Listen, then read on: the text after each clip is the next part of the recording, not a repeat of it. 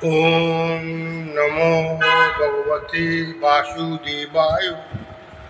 ओम नमो भगवते वासुदेवाय। ओम नमो भगवते वासुदेवाय। শ্লোক 1। সারাংশ।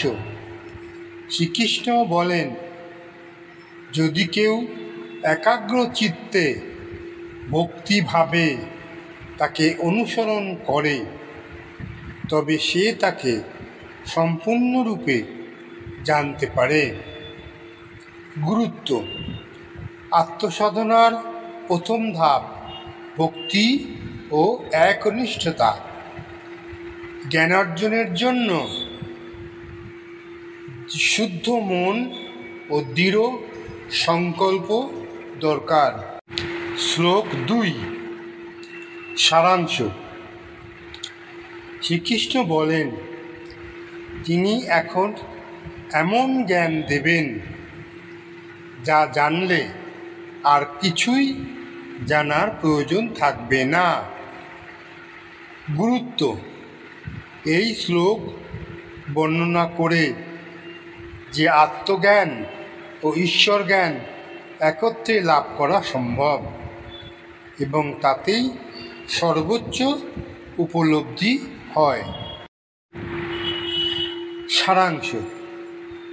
হাজার হাজার ভক্তের মধ্যে দু একজন চেষ্টা করেন সিদ্ধি লাভের জন্য, আর তাদের মধ্যে কেউ কেউ তাকে সত্যরূপে জানতে পারেন।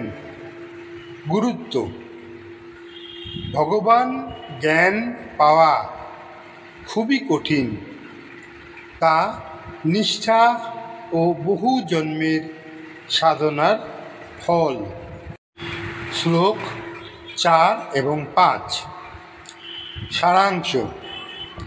কৃষ্ণ বলেন, প্রকৃতির 8টি উপাদান পৃথিবী, জল, আগুন, বায়ু, আকাশ, মন, বুদ্ধি এবং অহংকার, এরা নিম্ন প্রকৃতি, আর জীবাত্মা তার উচ্চ প্রকৃতি। গুরুত্ব।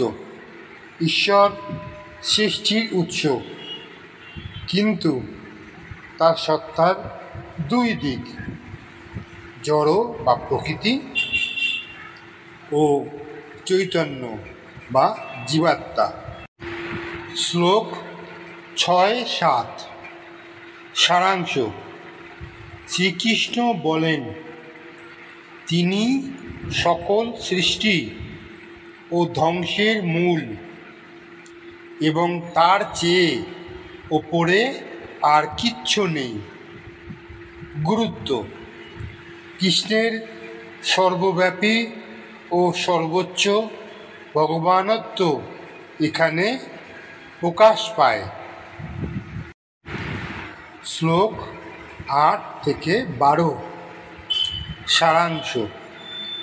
তিনি সব কিছুর মধ্যে বিদ্যমান, জ্ঞান, শক্তি, সাহস এবং ধর্মের গুণগুলিতে তিনি নিজেই প্রকাশিত। গুরুত্ব। ভগবান ব্যক্তিগত আকার ছাড়াও প্রাকৃতিক ও নৈতিক গুণে প্রকাশ পান। শ্লোক 13-14। সারাংশ। 3 গুণ সত্য, রজ, তম মানুষের চিন্তা দেখে দেয়। এই মায়া দুর্লঙ্ঘনীয়, কিন্তু কৃষ্ণ ভক্তি এই মায়া অতিক্রম করার উপায়। গুরুত্ব।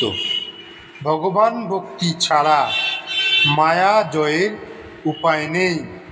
এই শ্লোক জীবের অবস্থা ও মুক্তির পথ স্পষ্ট করে। শ্লোক 15। সারাংশ।